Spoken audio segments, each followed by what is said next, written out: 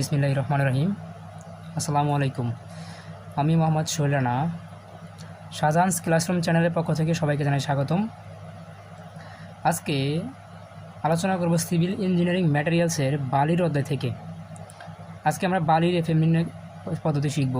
বালির এফএম নির্ণয়ের কয়েকটি পদ্ধতি রয়েছে, তার মধ্যে আজকে আমরা প্রথম পদ্ধতি আলোচনা করব।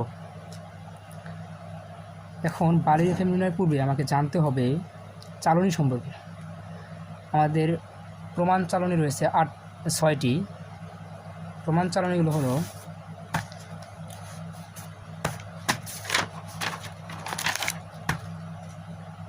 4 নং, 8 নং, 16 নং, 30 নং, 50 নং এবং 100 নং। এছাড়াও দুটি চালনী রয়েছে, সেগুলো হলো 150 নং এবং 200 নং। এগুলো কাজে লাগে না, মূলত আমাদের সবসময় প্রমাণ চালনী দিয়ে অঙ্ক করতে হয়। কী করতে হয়? প্রমাণ চালনীগুলো দিয়ে অঙ্ক করতে হয়। এখন বালির এফএম নির্ণয়ের যে কয়েকটি পদ্ধতি রয়েছে, তার মধ্যে প্রথম পদ্ধতি হচ্ছে আমাদের বালির এফএম নির্ণয়ের যে পদ্ধতি, সেই পদ্ধতিগুলোর প্রথম পদ্ধতি হলো যদি চালনী নংয়ের পরের অংশ বা চালনী নংয়ের পরের ধাপ যদি অবশেষ হয়, যদি চালনী নংয়ের পরের ধাপ অবশেষ হয়, এই টাইপের অঙ্কগুলো আমরা করব আজকে। এখন এফএম বলতে কি বোঝায়? এফএমটা আসলে কি? এফএম হচ্ছে প্রমাণ চালনী। এফএমটা কি? এফএম হচ্ছে প্রমাণ চালনী। প্রমাণ চালনী অর্থাৎ 4, 8, 16, 30, 50 এবং 100 নং চালনীগুলো সাজিয়ে বালি চাললে সকল চালনীর অবশেষের পুঞ্জীভূত শতকরা হারের সমষ্টিকে 100 দিয়ে ভাগ করলে এফএম পাওয়া যায়। কি পাওয়া যায়? কি বললাম? প্রমাণ চালনী অর্থাৎ 4, 8, 16, 30, 50 এবং 100 নং চালনী সাজিয়ে যদি বালি চালা হয়, তাহলে চালনীগুলোর অবশেষের যোগফলকে যদি 100 দিয়ে ভাগ করি, তাহলে এফএম পাওয়া যাবে।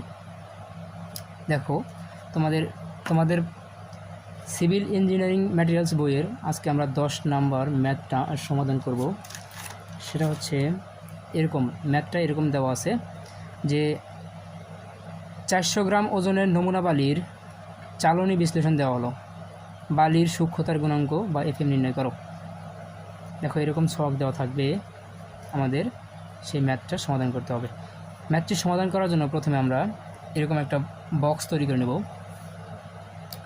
যে এখানে চালনী নং দেওয়া আছে, প্রথমে চালনী নং লিখবো আমরা, তারপরে অবশেষের ঘরে অবশেষ লিখব এবং চালনী নংয়ের ঘরে চালনী নং আমরা লিখে নিব। এরপরের ঘরটা হচ্ছে শতকরা অবশেষ। কি? শতকরা অবশেষ। এই শতকরা অবশেষ কেমনি বের করতে হয় সেটা আমরা আজকে দেখব। সেটা বের করার জন্য আমাদের দেখতে হবে 4 নং চালনীতে কত গ্রাম অবশেষ রয়েছে। 4 নং চালনীতে কত গ্রাম অবশেষ রয়েছে? দেখো, 4 নং চালনীতে অবশেষ রয়েছে আমাদের 0 গ্রাম। তাহলে এই শতকরা অবশেষ কত হবে? শতকরা মানে কি? 100 গ্রামের মধ্যে অবশেষ কত আছে? এখন আমাদের মোট বালি দেওয়া আছে কত গ্রাম? 400 গ্রাম। 400 গ্রাম। এখন 4 নং চালনীতে অবশেষ রয়েছে 0 গ্রাম, তার মানে নাই। এই চালনীতে অবশেষ একেবারেই নাই, তার মানে এটা হচ্ছে কি? শতকরা অবশেষ 0। যদি বিশ্লেষণ করতে যাই, তাহলে হচ্ছে 400 গ্রামের মধ্যে অবশেষ রয়েছে 0 গ্রাম। তাহলে 1 গ্রামে কত রয়েছে? 0/400। তাহলে 100তে কত রয়েছে? 0 গুণন 100/400। বুঝতেই পারছো, এখানে 0 রয়েছে, তার মানে টোটালে 0 গ্রাম। 4 নংয়ে আমাদের 0 গ্রাম অবশেষ রয়েছে। 4 নংয়ে কত রয়েছে অবশেষ? 0 গ্রাম অবশেষ রয়েছে। সেম পদ্ধতিতে আমাদের বের করতে হবে এখানে 8 নং চালনীতে। 8 নং চালনীতে অবশেষে 20 গ্রাম। তাহলে আমাদের লিখতে হবে 400 গ্রামে অবশেষ রয়েছে 20 গ্রাম। তাহলে একে কত রয়েছে? 20/400। সেমভাবে 100তে কত রয়েছে? 20 গুণন 100/400 সমান রয়েছে কত? এটা হবে ক্যালকুলেশন করলে যেটা হয় 20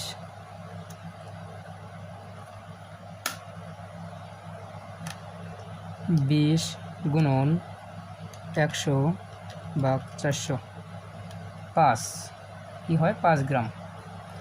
এটাতে রয়েছে 5।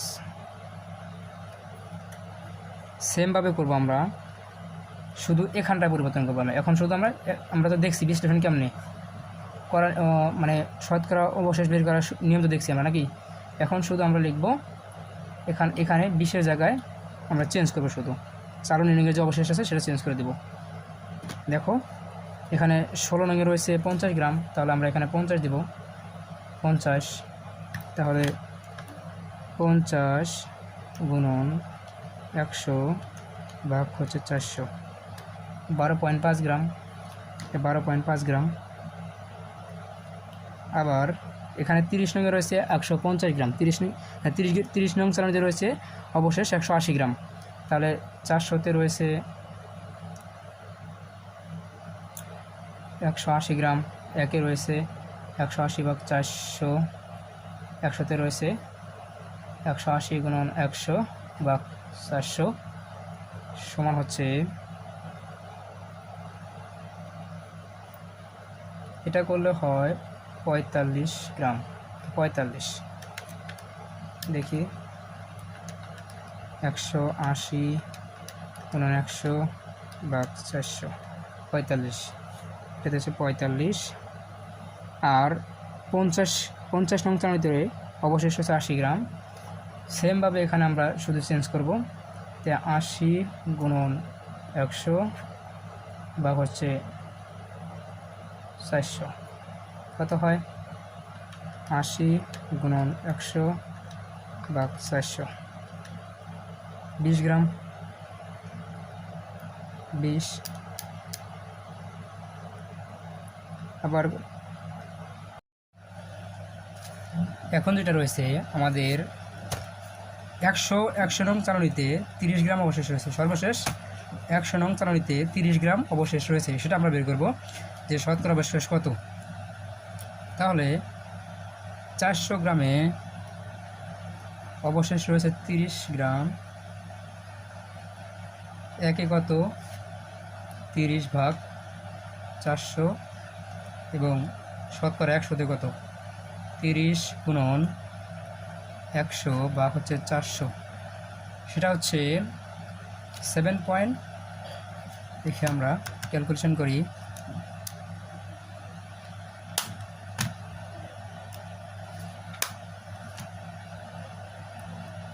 30 গুণন 100 ভাগ হচ্ছে 400, 7.5। তাহলে সর্বশেষ 100 নং চালনিতে শতকরা অবশেষ হচ্ছে 7.5 গ্রাম। আর প্যানে কোনো হিসাব করা লাগবে না। এখন আমরা বের করব পুঞ্জীবিত শতকরা অবশেষ কীভাবে করতে হয়। পুঞ্জীবিত শতকরা অবশেষ বের করার জন্য আমাদেরকে প্রথম শতকরা অবশেষের প্রথমটা লিখতে হবে। তারপর আমরা এই প্রথমটার সাথে দ্বিতীয় ঘরের যে সংখ্যাটা আছে সেটা যোগ করব। কী করব, এই 0 সাথে 5 যোগ করতে হবে, 0 যোগ 5 সমান 5। আবার এই 5-এর সাথে এই 12.5 যোগ করতে হবে, 5 যোগ 12.5 সমান হচ্ছে 17.5 গ্রাম। এবার এই 17.5-এর সাথে 45 যোগ করতে হবে, 45 যোগ 17.5 সমান হচ্ছে 62.5।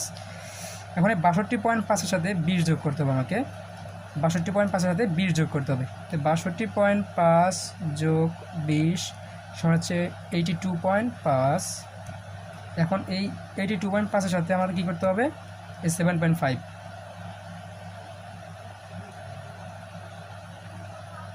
যোগ করে আমরা পেলাম 90 বা 90।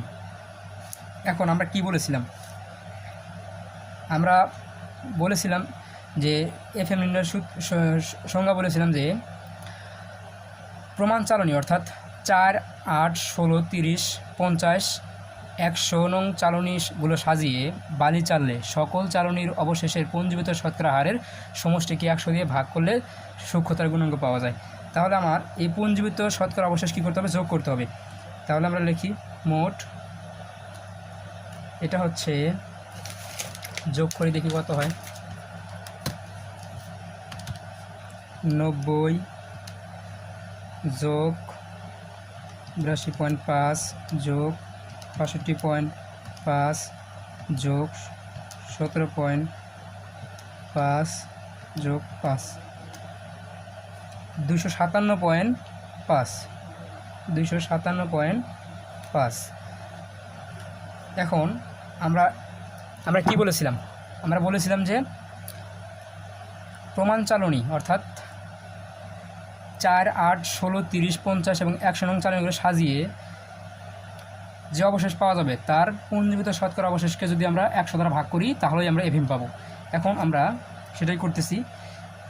257.5 ভাগ হচ্ছে 100 সমান হচ্ছে 2.575। এটা হচ্ছে বালির এফএম। তাহলে আমাদের বালির এফএম, এটা হচ্ছে আমাদের কি বালির এফএম। অঙ্কটা যদি কোথাও বুঝতে তোমাদের সমস্যা হয় তাহলে কমেন্টস করবা, আমি কমেন্টসে তো যথাযথ উত্তর দেওয়ার চেষ্টা করব। আর সর্বশেষ বলতে চাই, এই শাহজাহানস ক্লাসরুম চ্যানেলকে তোমরা সাবস্ক্রাইব করবা আর পাশে থাকা বেল আইকনকে তোমরা বাজিয়ে দিবা। থ্যাংক ইউ, ধন্যবাদ।